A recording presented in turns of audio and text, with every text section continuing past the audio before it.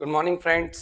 मैं मनीष मंगल एक बार फिर से आपके सामने उसी टॉपिक के साथ जो हमारा टॉपिक चल रहा था auxiliary verbs.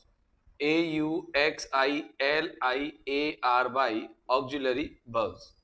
Yes dear friends, हमारा जो टॉपिक था ऑक्सिलरी वर्ब्स, हम इसमें बात करते हैं। हमने स्टार्टिंग जो की थी वो is am are was were यानी कि बी फॉर्म ऑक्सिलरी वर्ब्स पढ़ी थी। आज हम पढ़ेंगे हैव। ये हैव क्या है और कितने काम करता है, शायद आपकी जानकारी में ऑलरेडी होगा। अगर हम हैव की बात करें तो हैव 3 काम करता है, मतलब 3 तरह से सेंटेंस में ये यूज हो सकता है। यस, हाँ बिल्कुल 3 तरह से सेंटेंस में यूज हो सकता है। पहला आप जानते हैं कि हेल्पिंग वर्ब के रूप में। पहला किसके रूप में? हेल्पिंग वर्ब के रूप में, right, in the form of helping verb. दूसरी बात करें मेन वर्ब के रूप में, in the form of main verb, main verb के रूप में। And the third one is causative verb के रूप में, CAUSATIV, कॉजिटिव वर्ब के रूप में। तो कितने रूपों में आप इसको यूज कर सकते हैं? 3 रूपों में यूज कर सकते हैं, हेल्पिंग वर्ब के रूप में, मेन वर्ब के रूप में और पॉजिटिव वर्ब के रूप में। आज तक डियर फ्रेंड्स आपने शायद हेल्पिंग वर्ब और मेन वर्ब सुना होगा, पॉजिटिव वर्ब भी शायद पहले सुन लिया होगा। तो अगर आपने तीनों सुन लिए हैं तो डेफिनेटली आप इसे पूरी तरह से जानते हैं, और नहीं सुने हैं तो धैर्य पूर्वक इसको पढ़ना। तो याद रखना कि how many types are there with which we can use have. तो हम कितने टाइप्स हैं जिनके साथ अपन इसको हैव को यूज कर सकते हैं। तो हैव को यूज करने के 3 टाइप्स होते हैं, 3 माध्यम होते हैं। पहला माध्यम है हेल्पिंग वर्ब, दूसरा माध्यम मेन वर्ब और तीसरा है positive verb. Okay dear friends, so let us begin. सबसे पहले शुरू करते हैं हम हेल्पिंग वर्ब के रूप में हैज हैव हैड को यूज कैसे किया जाता है। तो देखिए, मैं हेडिंग डालता हूं has have had as helping verb, right. मैंने हेडिंग डाली has have had, has have, और अपन हेड को ऐसे लिखा करेंगे has have had as helping verb, as helping verb, right. Helping verb को मैं शॉर्ट में HV लिख दूं ना, तो हेल्पिंग वर्ब। अब बात करते हैं कि सर ये हैज और हैव क्या है और हेड क्या है। देखिए, हैज और हैव दोनों की दोनों प्रेजेंट में आते हैं, यानी कि दोनों प्रेजेंट के लिए यूज होते हैं, राइट, प्रेजेंट समय के लिए, प्रेजेंट टाइम के लिए। ओके, प्रेजेंट टाइम के लिए क्या यूज होते हैं? हैज और हैव। आपको पता हो कि जो सिंगुलर सब्जेक्ट्स होते हैं, आपको मैंने ये सब्जेक्ट वर्ब एग्रीमेंट में बनाया हुआ है, आप देख सकते हैं वहां पर कि जो सिंगुलर सब्जेक्ट होते हैं उनके साथ तो क्या लगता है? हैज। और जो प्लूरल सब्जेक्ट होते हैं उनके साथ क्या लगता है बताओ? प्लूरल सब्जेक्ट के साथ क्या लगता है? हैव। और आई के साथ क्या लगता है बताओ? आई के साथ क्या लगता है बताओ? हैव, राइट ना।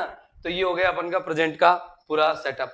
अब आते हैं हम पास्ट के सेटअप पर। हेड को देखो, हेड किस में आता है यूज? पास्ट में, पास्ट टाइम में ये हेड यूज होता है, राइट। किस में होता है? पास्ट टाइम में हेड यूज होता है। अब आपको पता है सब्जेक्ट कैसा भी हो, चाहे सिंगुलर हो चाहे प्लूरल हो चाहे आई हो, सबके साथ क्या यूज होता है? हेड। सबके साथ क्या यूज होता है? हेड। अब देखो भैया, सबके साथ हेड यूज होता है तो अपन को इस चीज की टेंशन तो लेनी नहीं है। अब देखो, आपको एक तो ये वाली चीज याद रखनी है और एक ये वाली चीज याद रखनी है। तो बताओ, हैज हैव प्रेजेंट में आते हैं कि पास्ट में आते हैं? प्रेजेंट में आते होंगे। हेड किस में आता है? पास्ट में आता है। हैज कहाँ यूज होता है? सिंगुलर सब्जेक्ट के साथ। और हैव प्लूरल सब्जेक्ट के साथ, आई के साथ हैव। और हेड पास्ट में आता है तो पास्ट में सभी सब्जेक्ट के साथ ये आ जाता है। तो ये तो एक बेसिक जानकारी थी हैज हैव हैड से रिलेटेड। अब आते हैं कि has have had helping verb के रूप में तो क्या होता है। देखो, जब has have had helping verb के रूप में होते हैं तो नोट देखो, नोट क्या है? नोट ये है कि इनके साथ इस स्थिति में, इनके साथ इस स्थिति में, इस स्थिति में हमेशा क्या आएगी बताओ? हमेशा इनके साथ इस स्थिति में हमेशा मेन वर्ब यूज होती है, मेन वर्ब यूज होती है, राइट ना। तो आपको समझ में आया? बताओ, हैज हैव हैड के साथ मेन वर्ब किस स्थिति में यूज होती है? हैज हैव हैड के साथ मेन वर्ब तब यूज होती है जब क्या हो? Has have had helping verb के रूप में आए। हैज हैव हैड किसके रूप में आए? हेल्पिंग वर्ब के रूप में आए। तो यहाँ पर क्या यूज होती है? क्या यूज होती है बताइए? हैज हैव हैड जब हेल्पिंग वर्ब के रूप में आते तब इनके साथ हमेशा मेन वर्ब आती ही आती है। अब देखो, जब has have had main verb के साथ आता है तो उसकी क्या क्या फॉर्मेशन होती है। पहली फॉर्मेशन की बात करता हूं, लाओ देखो। पहली फॉर्मेशन क्या है कि अगर अपन हैज हैव हैड के साथ मेन वर्ब लगाते हैं तो प्रिय मित्रों कतई याद रखनी अपने दिमाग में क्या आएगी? वर्ब की third form. Has have had के साथ हमेशा वर्ब की थर्ड फॉर्म आती है, कतई दिमाग में सेट रख लो, एन एन कतई फिक्स। कैसे? अगर ये वर्ब थर्ड आ जाती है तो फिर वो सेंटेंस एक्टिव का है और काम कैसा हो गया है? पूर्ण कार्य। कैसा कार्य है? पूर्ण कार्य, राइट। कैसा कार्य है? पूर्ण कार्य। मतलब इस कार्य में कहीं भी त्रुटि और बाधा नहीं है, कार्य पूरा हो चुका है। याद रखना, ये स्ट्रक्चर का कुछ एग्जांपल्स मैं आपको बता रहा हूं। जैसे मैंने कहा I have paid my rent. I have paid my rent, मैंने अपना किराया चुका दिया है। I have paid my rent, तो देखो ये हैव आ गया और पेड पेड, अब देखो प्रेजेंट टेंस है, प्रेजेंट में अपन ने आई के साथ क्या लगाया है? हैव लगाया है। पेड क्या है? क्रिया की थर्ड फॉर्म, कार्य पूरा हो चुका है, मतलब आपने भुगतान कर दिया है। मैंने कहा she has not returned yet, मतलब जब मैं पहुंचाऊं या जब मैं उसकी पुष्टि कर रहा हूं तो वो अभी तक लौटी नहीं है। कहने का मतलब लौटने का काम पूरा नहीं हुआ, नेगेटिव सेंटेंस है, तो कार्य पूरे होने की हम बात कर रहे हैं। तो हैज के साथ देख सकते हैं आप क्या आ रही है? वर्ब की थर्ड फॉर्म, ठीक है ना। मैंने कहा कि they had not submitted, SUBMITTED, submitted their documents, DOCUMENTS, documents by then। अब बताओ इसमें क्या आएगा? अरे क्लियर है भैया, बाई देन आ रहा है तो इसमें क्या आएगा? हेड आ रहा है, हेड के साथ वर्ब की थर्ड फॉर्म। तो ये वाला स्ट्रक्चर तो आपका कंप्लीट हो गया होगा। Most of the students, even the students of class 6 know it very well, इसे अच्छे से जानते हो भैया।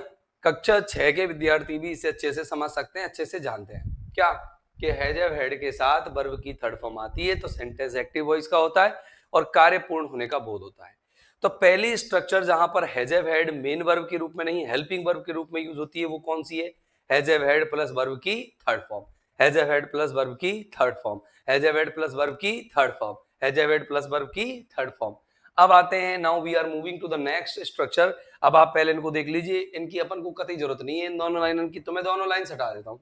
तो देखो अपन एग्जांपल सही दोनों लाइन हटा रहे भैया। हाँ अब देखिए अपन चलते हैं आगे स्ट्रक्चर नंबर 2 पर।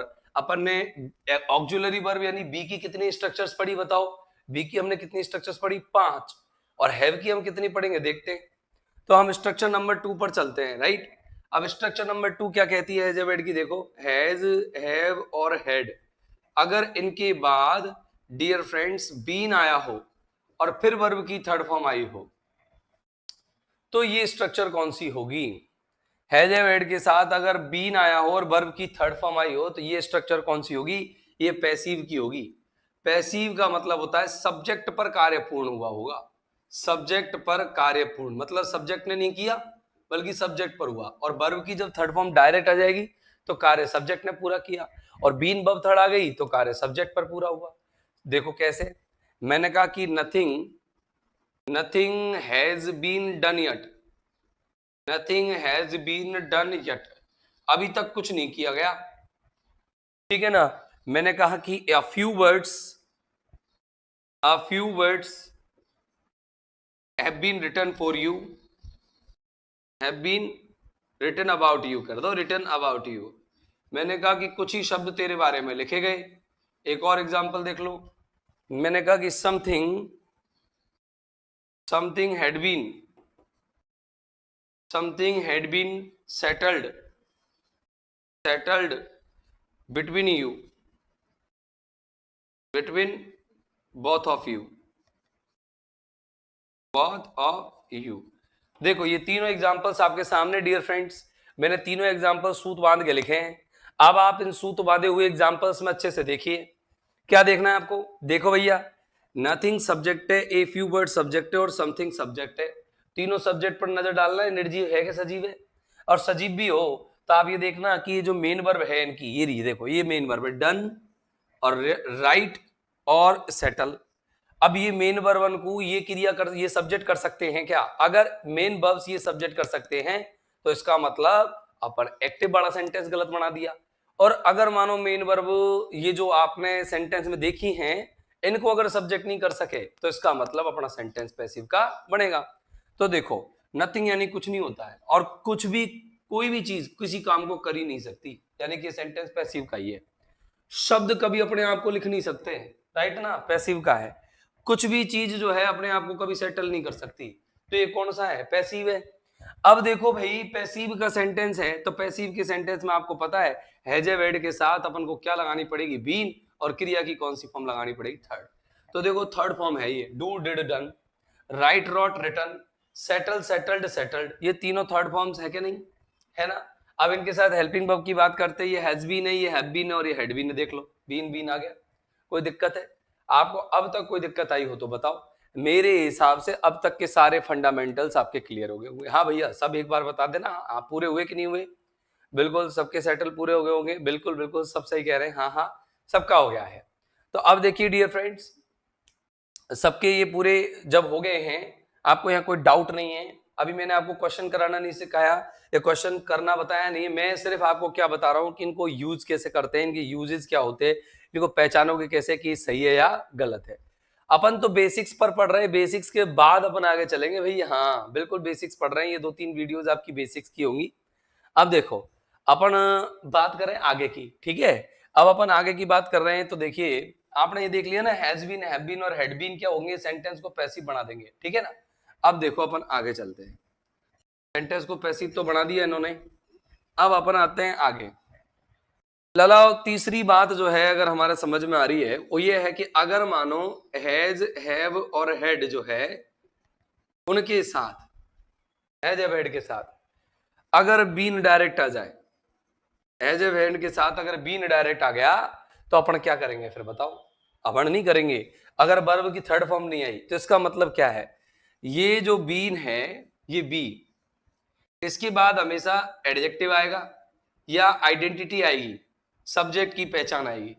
तो ये सेंटेंस भी एक्टिव का ही है, कभी पैसिव का बन भी नहीं सकता, एक्टिव का सेंटेंस है ये। तो क्या बता रहा है ये, देखो ये सब्जेक्ट की एडजेक्टिव और सब्जेक्ट की पहचान बता रहा है। हाँ जी बिल्कुल ध्यान रखना, अपने माइंड में कतई सेट रखना कि ये सब्जेक्ट की एडजेक्टिव और सब्जेक्ट की पहचान बता रहा है। अब देखो अपन बात करते हैं और अच्छे से ध्यान देने की, है ना। जैसे मैंने कहा कि Mohit, Mohit has been, Mohit has been nowhere, nowhere in this hospital yet, या in this hospital so far। मैंने कहा मोहित अब तक इस हॉस्पिटल में कहीं नहीं था। अब मैंने एग्जांपल लिखा भैया, अब देखेंगे आप देख रहे हो हैज बीन और आपने देखा मेन वर्ब की थर्ड फॉर्म नहीं है, तो तुम्हारा माइंड क्या हो जाएगा, चकरा जाएगा। और आइडेंटिटी और एडजेक्टिव के अलावा एडवर्बियल्स भी हो सकता है, एडवर्बियल्स, राइट। अब देख लो ना, अब आपका माइंड चकरा जाएगा भैया वर्ब की थर्ड फॉर्म खा गई। अरे वर्ब की थर्ड फॉर्म नहीं भी आ सकती, किसके साथ, हैज बीन और हैव बीन के साथ, मत लगाना वर्ब की थर्ड फॉर्म, कोई दिक्कत नहीं है। लेकिन इस स्थिति में ये देख लेना कि सब्जेक्ट की या तो पहचान होगी, या सब्जेक्ट का विशेषण होगा, या सब्जेक्ट का क्रिया विशेषण होगा। क्रिया विशेषण मतलब किसी स्थान का नाम होगा, समय का नाम होगा, तरीका होगा, कुछ भी हो सकता है। मोहित हैज बीन नोवेयर, मोहित कहीं नहीं था, कहीं नहीं स्थान को रिप्रेजेंट करता है, तो ये क्या है, एडवर्बियल है। कहीं भी नहीं था, ये एडवर्बियल है, ये एडवर्बियल है, और ये भी एडवर्बियल है। ये तीनों ही जो फ्रेजेज हैं वो एडवर्बियल के फ्रेजेज हैं, मतलब एडवर्ब है। ये स्थान को दिखाता है, हॉस्पिटल भी स्थान को दिखाता है, और सो फार अब तक की समय को दिखाता है। तो देखो Mohit has been nowhere so far, या nowhere in the hospital so far, ये हो गया ना, कोई दिक्कत तो नहीं है, हाँ या ना। अरे सभी बताओ तो भैया, बिल्कुल बिल्कुल सबका सही जवाब है, हाँ हाँ बिल्कुल सही। देखेंगे मैंने कहा कि Raman, Raman had been, Raman had been a police officer, Raman had been a police officer, officer in 1999 year. Raman यहाँ पर एक पुलिस ऑफिसर रहा था 1999 में। तो देखो रहा था, वे तो Raman was a police officer भी कर सकते हैं, लेकिन रमन हैड बीन यहाँ पर क्या होगा कि रह चुका है, ठीक है ना। तो ये अपन को याद रखना है कि ये हैज हैव हैड के साथ बीन लग रहा है, बीन के साथ आपको देख लो क्या मिल रहा है, अब पुलिस ऑफिसर देखने को मिल रहा है। तो इस तरीके से आप समझ सकते हो। आपने स्ट्रक्चर नंबर थर्ड पढ़ी, क्या है स्ट्रक्चर नंबर थर्ड, कि हैज हैव हैड के साथ बीन अकेला भी आ सकता है। हैज हैव हैड के साथ बीन प्लस वर्ब थर्ड जब आती है सेंटेंस पैसिव वॉइस का होता है, और हैज हैव हैड के साथ अकेली बीन आती है तो सेंटेंस एक्टिव वॉइस का होता है। यस डियर फ्रेंड्स, हाँ हाँ, किसका होता है? एक्टिव वॉइस का होता है। तो अब तक का मामला क्लियर हुआ कि नहीं हुआ आप लोगों का? बिल्कुल। अब चलते हैं हम आगे। ओके डियर फ्रेंड्स, अब चलते हैं हम आगे।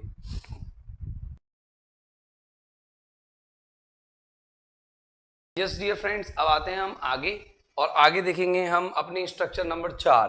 तो अपन ने 3 स्ट्रक्चर्स हैज हैव हैड की हेल्पिंग वर्ब के रूप में पढ़ ली थी। अब आते हैं हम स्ट्रक्चर नंबर 4 पर, वो भी बीन से ही रिलेटेड है। हाँ जी, स्ट्रक्चर नंबर 4 भी बीन से ही रिलेटेड है। अभी तक आपने पढ़ा कि हैज हैव हैड के साथ, स्ट्रक्चर नंबर 4 पढ़ रहे हैं, आपने पढ़ा कि हैज हैव हैड के साथ अपन ने लगाई बीन प्लस वर्ब की थर्ड फॉर्म, और एक अपन ने क्या लगाई? एक अपन ने लगाई क्या? हैज हैव हैड के साथ एक अपन ने लगाई थी बीन, डायरेक्ट बीन। अब लगा रहे हैं अपन हैज हैव हैड के साथ बीन प्लस वर्ब की फर्स्ट फॉर्म में आईएनजी, राइट? क्या लगा रहे हैं अपन? बीन प्लस वर्ब की फर्स्ट फॉर्म में आईएनजी, ये अपन लगा रहे हैं। तो इसको आप देखना कि बीन प्लस वर्ब फर्स्ट में आईएनजी कैसे लगती है, और अपन इसको किस तरीके से सेट करते हैं। ओके डियर, तो डियर फ्रेंड्स, हम बात कर रहे थे कि हैज हैव हैड के साथ अगर हम बात करते किसकी, अगर been plus verb first ING की, तो क्या होता है? अगर हैज हैव हैड के साथ अपन been plus verb first ING की बात करते हैं तो देख सकते हैं ये सेंटेंस जो है वो एक्टिव वॉइस का होगा। सेंटेंस किसका होगा? एक्टिव वॉइस का। और कार्य किसी निश्चित समय से चल रहा होगा, निश्चित समय से जारी कार्य, निश्चित समय से जारी कार्य। आप तो ये समझ जाया करो कि अगर किसी कार्य में या किसी एक्शन में या किसी वर्ब में आईएनजी लगा हो तो वहां कार्य हमेशा जारी रहेगा, राइट? वहां पर कार्य हमेशा कैसा रहेगा? जारी रहेगा। आपको ये समझ जाना है। अब बात करते हैं has been, have been, had been और आईएनजी, आईएनजी की। जैसे मैंने कहा कि I have been studying, STUDYING, studying in this, ये स्टडिंग एट दिस स्कूल, मैं इस विद्यालय में पढ़ रहा हूं, at this school for 6 years, 6 वर्षों से। पता नहीं ऐसी कौन सी एग्जाम में जो 6 वर्षों से वो पास ही नहीं कर पा रहा है। कोई बात नहीं, नहीं कर पा रहे तो कोई बात नहीं। तो देखिए आई हैव बीन स्टडिंग आ रहा है ना, तो क्या हो रहा है यहाँ पर? हैज हैव हैड के साथ बीन प्लस वर्ब की फर्स्ट फॉर्म में आईएनजी आ रहा है, राइट? हैज हैव हैड के साथ बीन प्लस वर्ब की फर्स्ट फॉर्म में आईएनजी आ रहा है। एक और देखेंगे कि Sumit has been listening, LISTENING, listening sad songs, वो सैड सॉन्ग सुन रहा है, ठीक है ना, फॉर ए फ्यू डेज, कुछ दिनों से। तो मतलब ये काम रनिंग रख रहा है वो कुछ दिनों से, किसी निश्चित समय से किसी कार्य को जारी रखा है और अब तक वो सैड सॉन्ग सुनते ही जा रहा है। पता नहीं ऐसा क्या माइंड में उसके में सैड घुसा है। तो देखिए हैज बीन क्या आ रहा है? वर्ब फर्स्ट में आईएनजी। तो देखिए आप देख सकते हैं स्ट्रक्चर नंबर 4 को हैज हैव हैड के साथ been plus verb first ING. अब तक हमने चौथी स्ट्रक्चर पढ़ ली है, और चौथी स्ट्रक्चर्स तक मैं आपको एक बार रिपीट कर देता हूं। आपने पढ़ा हैज हैव हैड के साथ वर्ब की थर्ड फॉर्म एक्टिव, ठीक, कार्यपूर्ण। आपने पढ़ा हैज हैव हैड के साथ been plus verb third passive, कार्यपूर्ण। आपने पढ़ा हैज हैव हैड के साथ बीन, इसका मतलब एक्टिव, यानी कि सब्जेक्ट की पहचान बताई, पूर्ण पहचान, ठीक है ना, पूर्ण उसकी विशेषताएं, और उसके बाद पूर्ण एडवर्बियल। अब आपने पढ़ा है हैज हैव हैड के साथ बीन प्लस वर्ब की फर्स्ट फॉर्म आईएनजी, इसका मतलब किसी निश्चित समय से कोई कार्य क्या हुआ है? जारी हुआ है। किसी निश्चित समय से कार्य क्या हुआ है? जारी हुआ है। यस डियर फ्रेंड्स, अब बात करते हैं हम किसकी? स्ट्रक्चर नंबर कौन से की? स्ट्रक्चर नंबर हम बात करते हैं 5 की। तो देखेंगे स्ट्रक्चर नंबर 5, स्ट्रक्चर नंबर 5। देखिए स्ट्रक्चर नंबर 5 क्या कहती है? स्ट्रक्चर नंबर 5 की मैं बात कर रहा हूं, देखिएगा अच्छे से, समझिएगा, ध्यान से देखिएगा। स्ट्रक्चर नंबर 5 ये है भैया कि हैज और हैव और हेड के साथ, राइट, 2 प्लस वर्ब की फर्स्ट फॉर्म आती है ना? कौन सी आती है? 2 प्लस वर्ब की फर्स्ट फॉर्म। जब हैज हैव हैड के साथ 2 प्लस वर्ब फर्स्ट आती है तो याद रखना कर्ता क्या दिखाता है? अपनी कर्ता की मजबूरी, कर्ता अपनी कंपल्सन दिखाता है। कर्ता मजबूर है भैया, कोई ना कोई काम करने के लिए कर्ता क्या है? सब्जेक्ट क्या है? मजबूर है। जैसे देखेंगे कि Mayank has to wash his clothes on his own, on his own मतलब खुद से ही, कि मयंक को अपने कपड़े खुद से ही धोने पड़ते हैं। तो भैया की मजबूरी है कि और कोई नहीं धोता उसके कपड़े, तो उसको खुद को ही धोने पड़ते हैं। मैंने कहा कि पीपल लोगों को, पीपल हैव टू फॉलो, लोगों को फॉलो करना पड़ता है द इंस्ट्रक्शन या government instructions, GOVERNMENT governments instructions, यानी कि सरकार के जो निर्देश होते हैं उनको किसको फॉलो करना पड़ता है, लोगों को। भैया सही है कि नहीं, किया ही है भैया, लॉकडाउन में परेशान थे सब लोग। तो देखेंगे has to, have to, had to के साथ वर्ब की फर्स्ट फॉर्म है, यहाँ पर देख सकते हैं आप, यानी कि सब्जेक्ट की क्या दिखाई जा रही है, मजबूरी दिखाई जा रही है। आप अच्छे से समझ लेना, इसको अच्छे से समझ लेना, देख लेना, has to, have to, had to के साथ मजबूरी, और is to, am to, are to, was to, were to के साथ इच्छा, डिजायर। ये चीज आपको अपने चीजों से सेपरेट करती है, कई सारी चीजों की आपको नॉलेज होनी चाहिए, ये ध्यान रखना है आपको। और मस्ट और हैव टू एक जैसे हैं, मस्ट और हैव टू एक साथ कभी नहीं आते। अगर मैं एग्जांपल में मस्ट और हैव टू दोनों एक साथ डाल दूंगा तो गलत हो जाएंगे, क्योंकि मस्ट भी मजबूरी को दिखाता है और हैव टू भी मजबूरी को दिखाता है। ओके डियर फ्रेंड्स, अब आते हैं हम अपने स्ट्रक्चर नंबर 6 पर।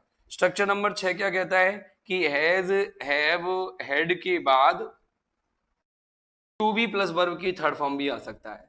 हैज हैव हैड के साथ अगर to be plus verb third आता है तो पैसिव हो गया ना ये, कर्ता पर मजबूरी, कर्ता पर कार्य की मजबूरी, कि कार्य किया जाना भैया। हाँ, सब्जेक्ट तो है मजबूर, लेकिन किस कर्ता पर मजबूर है, इस कर्ता पर। कर्ता पहले आ गया, कर्म की जगह पर कर्ता, कर्म जो है था वही कर्ता बन के आ गया। जैसे मैंने कहा कि यूर डॉक्यूमेंट्स, यूर डॉक्यूमेंट्स, तुम्हारे दस्तावेज, have to be submitted, submitted with in 7 days. तुम्हें 7 दिनों के अंदर अंदर अपने दस्तावेज क्या करने, जमा कराने, क्या है, जमा कराने चाहिए थे या जमा कराने हैं। तो देखो, अब हैव टू बी सबमिटेड मतलब डॉक्यूमेंट्स पर मजबूरी जारी की जा रही है कि डॉक्यूमेंट्स को सबमिट कराना पड़ेगा। तो मतलब कराएंगे तो हम ही लोग, मजबूर तो हम ही है, लेकिन कर्ता पर मजबूरी है, मतलब इस कर्ता पर हम इतने मजबूर हैं कि हमें जमा कराना ही पड़ेगा। क्या चीज जमा करानी पड़ेगी, डॉक्यूमेंट्स। तो ये सब पैसिव वॉइस का हो गया, बस इतना से ही अंतर है। तो आप देख सकते हैं अपन ने हैज हैव हैड को हेल्पिंग वर्ब के रूप में पढ़ा, और हेल्पिंग वर्ब के रूप में हमने कितनी स्ट्रक्चर्स पढ़ी, 6। अपने माइंड में सेट कर लीजिएगा। Has have had plus verb की third form, has have had plus been plus verb की third form, has have had plus been, has have had plus been plus verb first ING. Been की 3 structure है, 3 structure आपके mind में set रखनी है। Been के साथ अगर वर्ब थर्ड आए तो पैसिव, बीन के साथ एडजेक्टिव, एडवर्बियल और आइडेंटिटी आए तो सब्जेक्ट की पहचान, और सब्जेक्ट की किस जगह पर उपस्थित है, पोजीशन।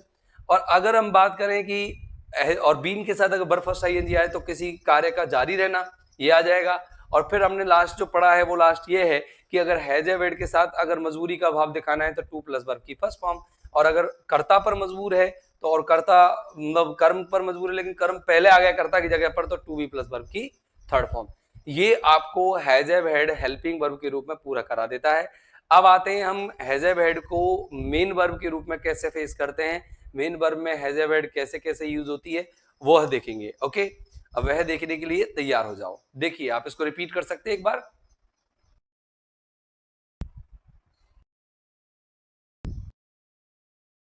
यस डियर फ्रेंड्स, अब आते हैं अपन has have had main verb के रूप में। Has have had main verb के रूप में कैसे आता है, तो अपन का पॉइंट नंबर 2, आपका हेल्पिंग वर्ब वाला जो पैटर्न है वो कंप्लीट हो गया होगा। बाकी की हम जब टेंस पढ़ेंगे ना डियर फ्रेंड्स, टेंस, तो टेंसेज में हम इन सारी चीजों को पढ़ लेंगे।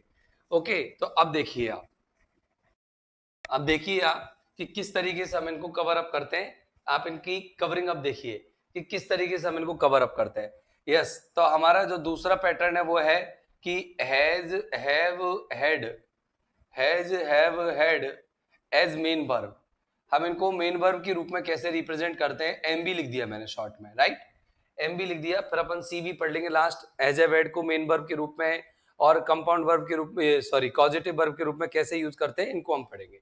तो देखिए, हैज हैव हैड को हम जब हम मेन वर्ब के रूप में यूज करते हैं तो डियर फ्रेंड्स कैसे करते हैं देखेंगे। हैज हैव हैड अगर मेन वर्ब के रूप में रिप्रेजेंट करते हैं तो कैसे करते हैं, अच्छे से समझना इसको कि जब has have had main verb होते हैं तो पहला मीनिंग तो इनका होता है ईट, ड्रिंक, ठीक है ना, टेक और गेट, ये मीनिंग के लिए यूज होता है। मतलब अगर आपको कुछ खाना हो, ठीक है ना, तो खाने के लिए अपन क्या यूज करेंगे, बजाय ईट के हैज हैव हैड यूज करो। अगर आपको कुछ पीना हो तो बजाय आप पीने की, ड्रिंक यूज करने के, हैज हैव हैड यूज करो। आप कुछ लेना हो तो हैज हैव हैड यूज करो। आप कुछ प्राप्त करना हो तो हैज हैव यूज करो। मतलब अपन ईट, टेक और ड्रिंक और गेट, इन चारों चीजों के लिए अपन हैज हैव को मेन वर्ब के रूप में यूज कर सकते हैं।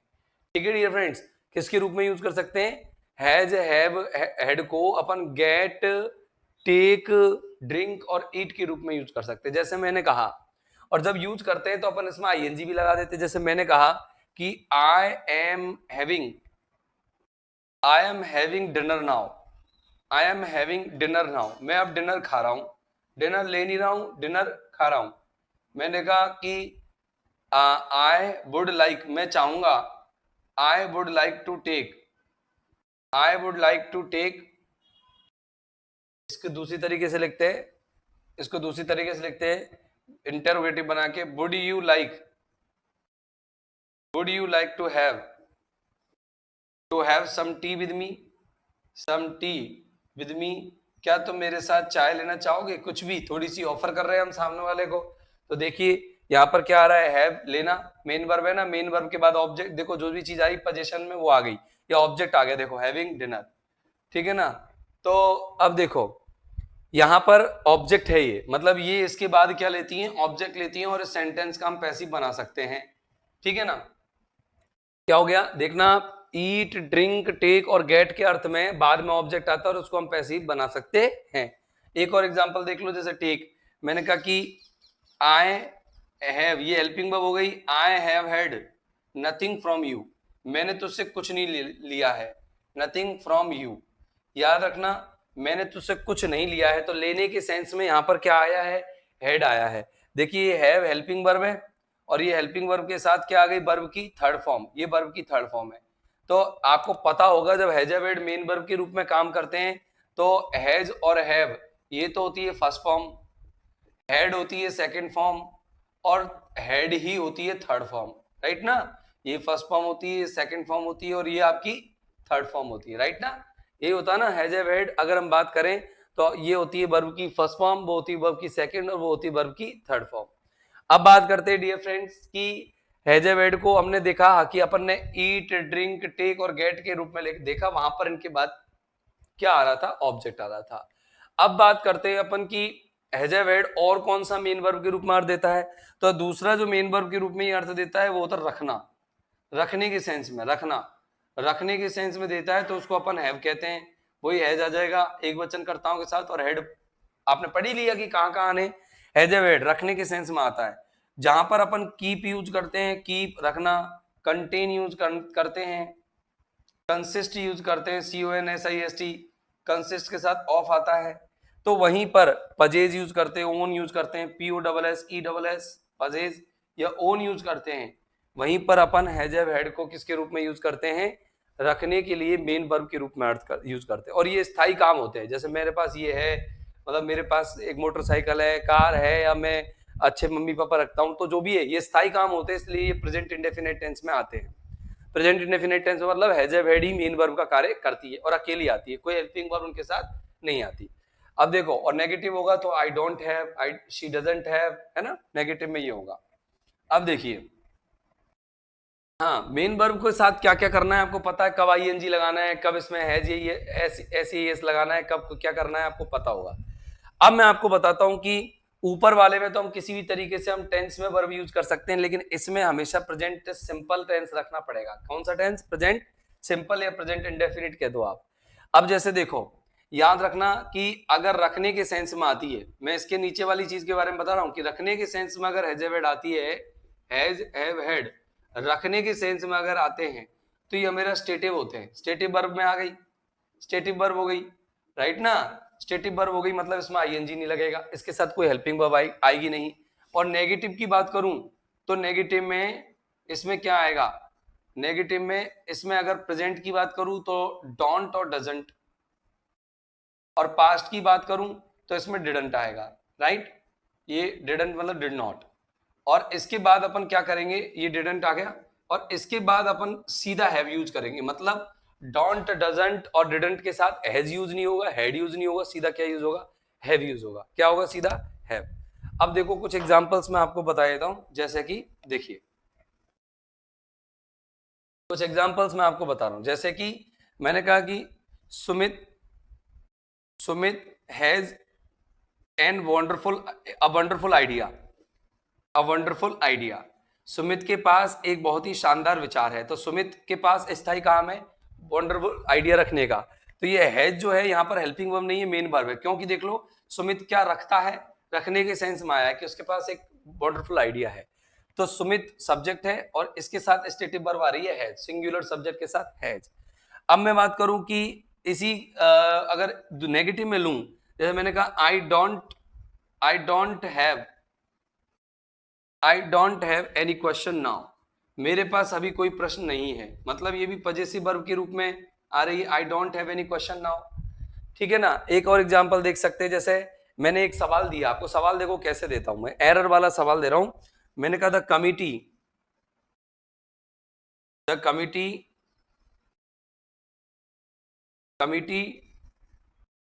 doesn't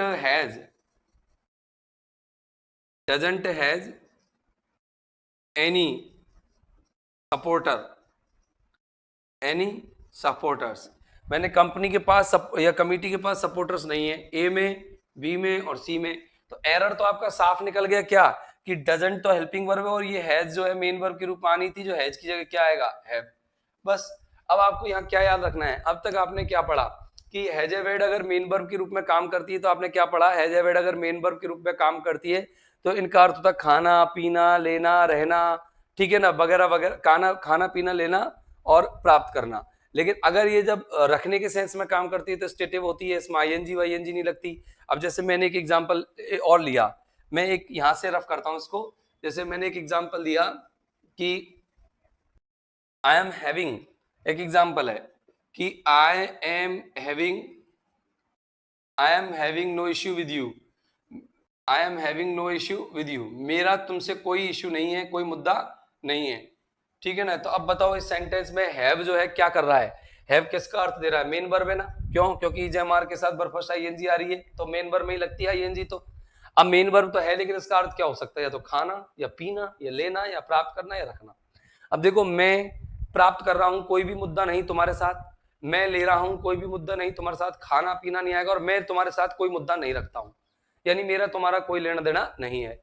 तो इस स्थिति में यहाँ पर हैव का अर्थ रखना आ रहा है, और रखने के सेंस में मैंने आपको बताया स्टेटिव वर्ब आएगी, और स्टेटिव वर्ब आने की वजह से यहाँ पर एम और आईएनजी नहीं आएगा, ये सीधा आएगा I have no issue with you, ये आएगा। इस तरीके से यहाँ पर हैव आएगा। तो डियर फ्रेंड्स, ज्यादातर क्वेश्चंस हैव के इसी तरीके के आते हैं।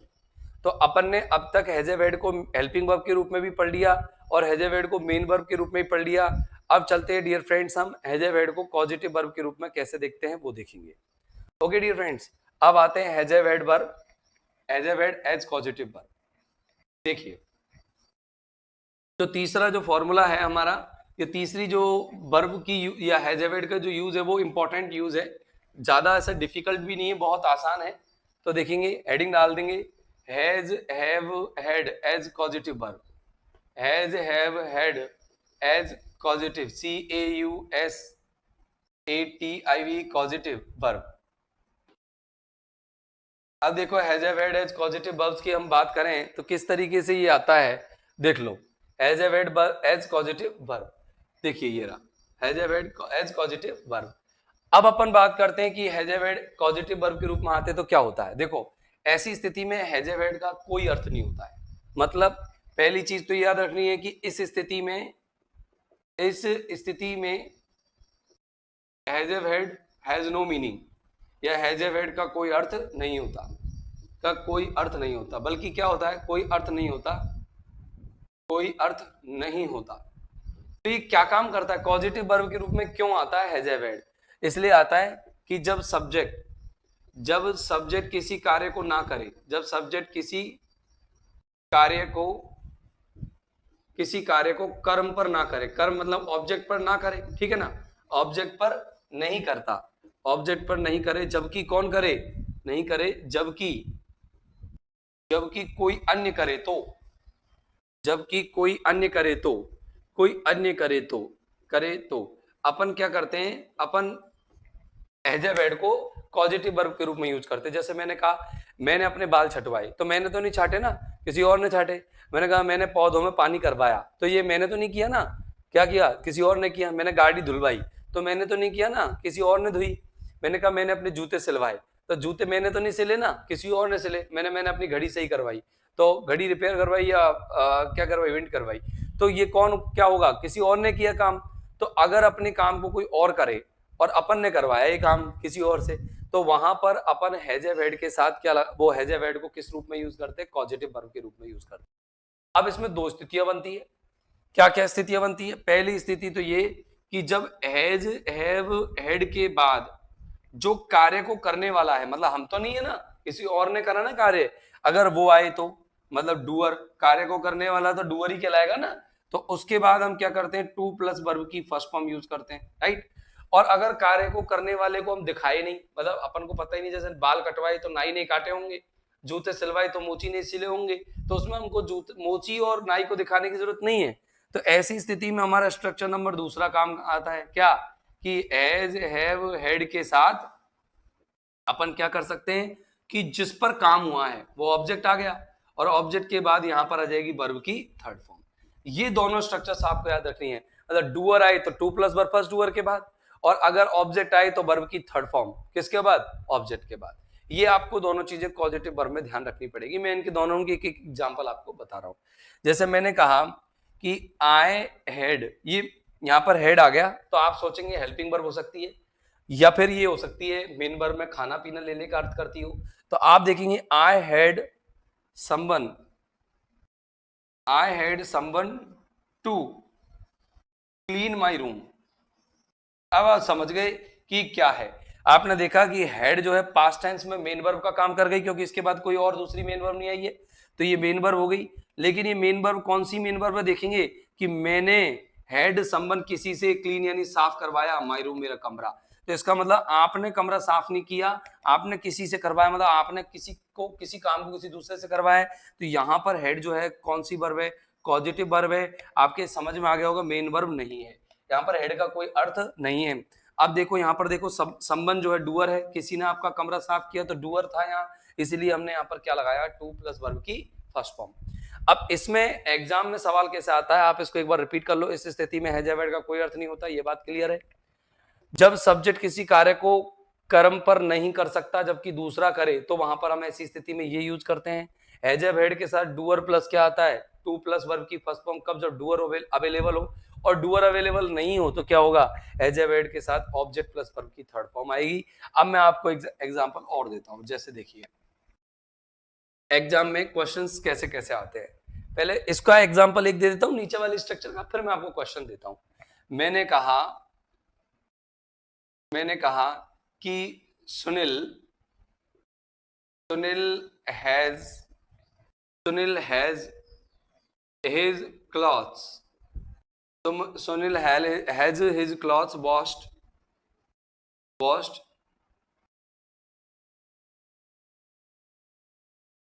on Sunday, on each Sunday, या on Sunday लिख दो, on Sundays। रविवार को वो अपने कपड़े धुलवाता है। तो देखो सुनील तो नहीं धोता भाई।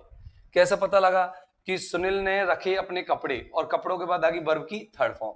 तो सुनील तो अपने कपड़े नहीं धोता, सुनील अपने कपड़ों को धुलवाता है कब, प्रत्येक रविवार। और धोता कौन होगा, धोबी। तो हमें धोबी की जरूरत इसमें नहीं पड़ी, डूअर की जरूरत हमें इसमें नहीं पड़ी। इसीलिए हमने यहाँ पर हैज हैव हैड को मेन वर्ब पॉजिटिव वर्ब बनाया, और पॉजिटिव वर्ब बना करके हमने यहाँ ऑब्जेक्ट लिया, और ऑब्जेक्ट के बाद यहाँ पर हमने कौन सी वर्ब ली, वर्ब की थर्ड फॉर्म। अब मैं आपको कुछ सवाल बता रहा हूं कि एग्जाम में क्वेश्चंस कैसे आते हैं, आप इन क्वेश्चंस पर ध्यान दीजिएगा। खूब पूछे जाते हैं धड़ाधड़, खूब अच्छे क्वेश्चंस एग्जाम में आए हुए इन पर। जैसे मैंने कहा कि आई हैड नो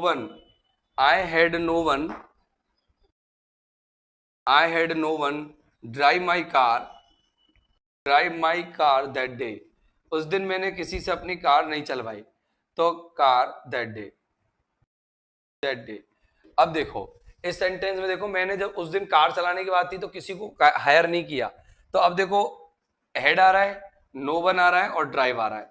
तो ये नो वन कौन है, डूअर, क्योंकि ड्राइव आपने नहीं की, किसी ने भी नहीं की, आपने की होगी शायद, अगर किसी ने नहीं की तो आपने की होगी, लेकिन ड्राइव करने का काम वहां कोई करने वाला नहीं था। तो अपन देखेंगे ये डूअर है अपन का, और डूअर के बाद अपन जब भी यानी पहले has have had main verb का या पॉजिटिव वर्ब का काम करे तो डूअर आ जाए, तो डूअर के बाद टू इन्फिनेटिव आएगी, तो ड्राइव की जगह पर क्या आएगी, टू ड्राइव। ऐसे क्वेश्चन आ जाता है एग्जाम में। ऐसे क्वेश्चन आ जाता है एग्जाम में। अब देखो क्वेश्चन और कैसे आता है, जैसे मैंने कहा कि जैसे she has had, she has had her scooter dash ये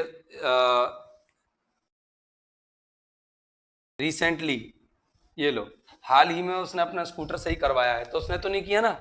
अब देखो ऑप्शन ए, अब देखो क्या करना है अपन को, ये हैज यहाँ पर हेल्पिंग वर्ब है और ये अपन की पॉजिटिव वर्ब है, क्योंकि हर स्कूटर ऑब्जेक्ट है और ऑब्जेक्ट के बाद हम क्या भरने वाले हैं, जो जिस व्यक्ति ने जो काम किया है वो स्कूटर पर क्या काम किया है, REPAIR repair, BREPAIRING repairing, CREPAIRED repaired और DTOREPAIR रिपेयर।